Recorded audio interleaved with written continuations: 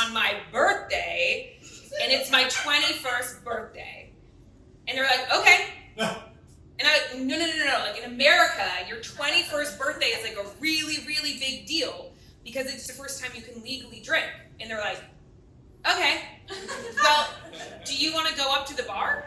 And I was like, wait, there's a bar?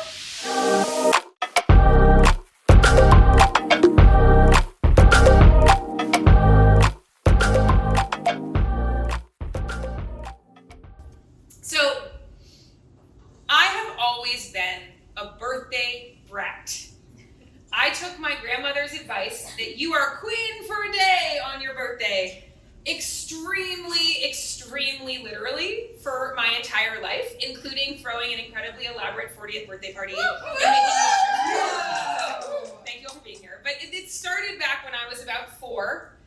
This picture here, this is me sitting off on the corner, and as my mom has reminded me every year on my birthday, that this happened because apparently we were playing red light, green light in the backyard, and I got out first. My brother was leading, and I was pretty pissed that I got out first. And then we went to the park down the street, and Ben, let my guests go down the slide first, and a queen does not wait in line.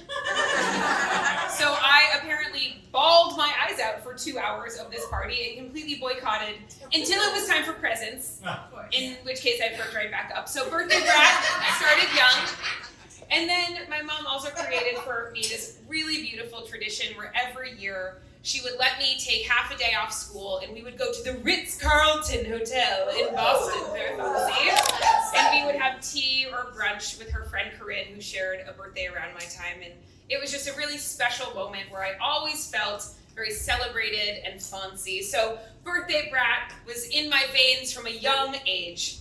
So you could tell on my 21st birthday, full birthday brat mode. It was the most important birthday up to that point in my life, and I wanted a fantastic 21st birthday. It needed to be epic, I needed to get drunk, and I needed to get a story out of it.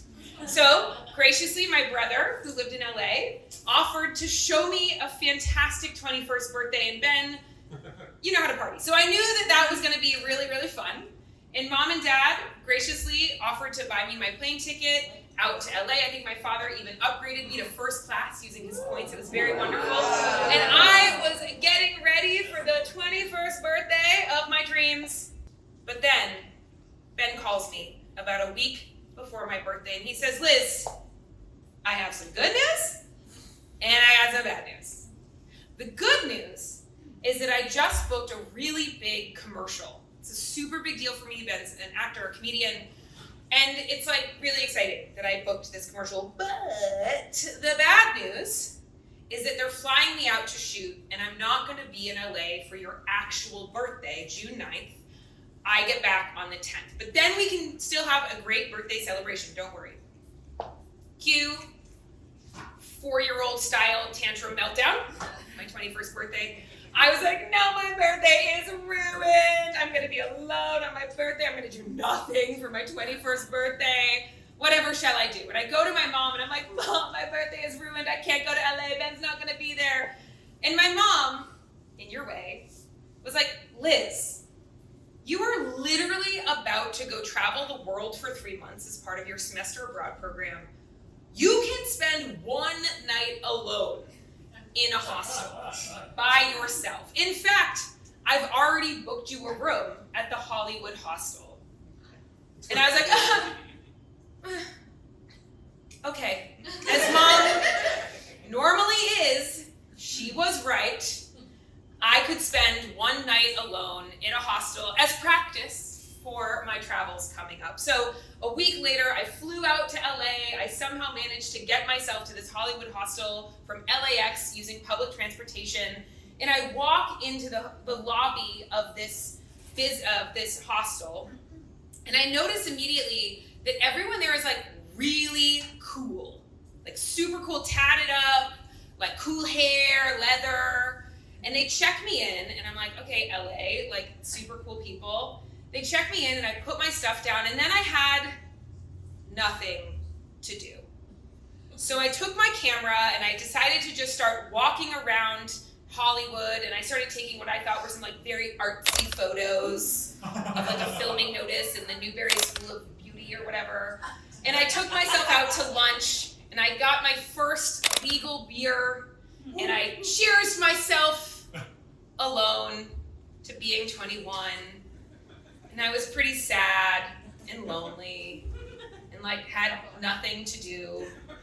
And so I remembered that the cool hostel people had mentioned that they were having a barbecue that afternoon if I wanted to come through for the barbecue. And I said, well, I literally have nothing else to do, so I might as well keep pushing myself out of my comfort zone and go to this barbecue. So there I am in line to get like a sort of sad hot dog. And I'm like, okay, I gotta like make some friends here because I'm alone and sad. It's my birthday, and I strike up a conversation with a nice lady standing in line to get a hot dog, and it turns out she's Australian, because of course she's Australian. At a hostel, there has to be at least one in attendance at all times. And they cease to exist. Or they cease to exist. It's the law of hostels. Actually, there needs to be an Aussie or a New Zealander. So anyways, we strike up a conversation, and she and her friend are just starting off a 3-week cross-country road trip, and they're so excited to be in LA. It's their first time. And then across the courtyard, some other Australian guy's like, Aussie. And he comes over and meets his friends, and then we're all talking. He's excited. He's never been to LA. He wants to become an actor. This is so important to him. And so then they're like, well, what brings you to LA, Liz? And I'm like, well, my brother's out of town on my birthday, and it's my 21st birthday. And they're like, okay. And I'm like, no. Like in America, your 21st birthday is like a really, really big deal because it's the first time you can legally drink. And they're like, okay. Well, do you want to go up to the bar? And I was like, wait, there's a bar? And they're like, yeah, there's a bar in this hostel. So I'm like, yeah, I want to go up to the bar. So we go up to the bar, and it's like the diviest bar you can possibly imagine. There's like plastic handle vodka and squirt in red Solo cups in Michelob Ultra beer. And it's perfect. And so we keep drinking our like $3 Michelob Ultras and $5 plastic handle vodka, and we're having a good time, my new Aussie friends and me, and it's feeling really great until all of a sudden I look around and the bar is now filled with a lot of extremely cool looking people who are not Australian. No. And I'm like now very well lubricated at this point, and I'm like, who are these people? So I go up to them and I'm like, why are you so cool? What are you doing here? And it turns out that all of the people that work at this hostel are literally wannabe rock stars. They go to rock band school, which is a real thing, down the street from the hostel. And after class, they always invite their friends back to this hostel bar because it has the cheapest drinks around. So there I was on my 21st birthday with my new Australian friends and my new wannabe rock star friends. And I'm just having the time of my life, and it is exactly the kind of birthday that I hoped that I would have. And the next morning, I wake up with my first legal hangover.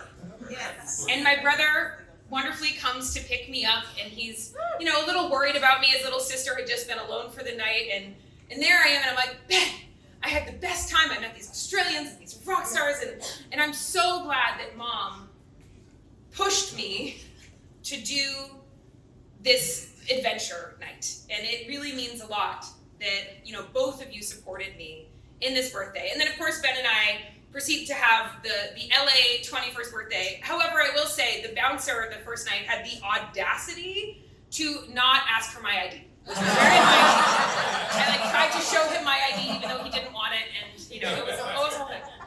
But this is all to say, as you've noticed, I've had all of these wonderful photos going throughout the party tonight and this spreadsheet. So for the last spreadsheet, whatever, corporate.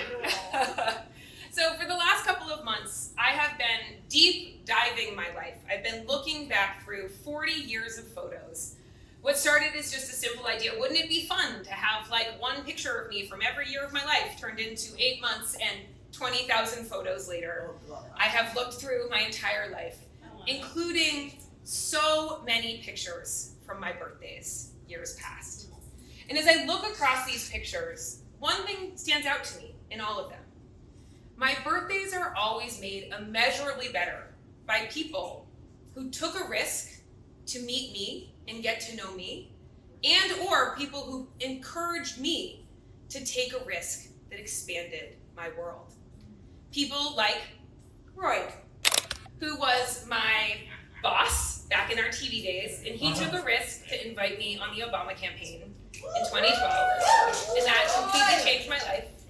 And he took a risk to turn our professional relationship into a lifelong friendship now, including decades plus of prom photos. As seen up here. As seen here. Friends like dear Elizabeth, who I met on the very first day of college playing hacky sack in the courtyard of Brewster Boland dorm, and invited me to a party on South Campus that night, and that party was infamous, but we have been friends ever since. Friends like Rue, who met me at an extremely specific industry conference, clocked me from across the room and was like, we're gonna be friends. And here we are, many years later, besties from across the country. Or Jessica, who slid into my LinkedIn DMs after knowing that we had Airbnb and campaigns in common, and we've become dear friends. Or Tara, who invited me to a turns out very, very weird meditation class. And afterwards we looked at each other and were like, we need drinks now, and have become dear friends. Or my friend Anne, who said, I have this coworker who I think you might really like. Can I give him your number? And then Mike, dear Mike, who took the risk and texted this strange girl, and now he's my love. And all of these people, all of you here tonight took a risk to come out to celebrate me or to share your stories. And so my birthday wish to all of you is that you keep pushing yourself outside of your comfort zone to meet people, to connect, to share your story. And you keep pushing the people around you to do the same. Because I am so grateful that you are the people who pushed yourself outside your comfort zone tonight to be here. And so grateful that you are all a part of my story and that I get to be a part of your story. So thank you all so much from the bottom of my heart for coming out tonight and for sharing your birthday stories. Woo!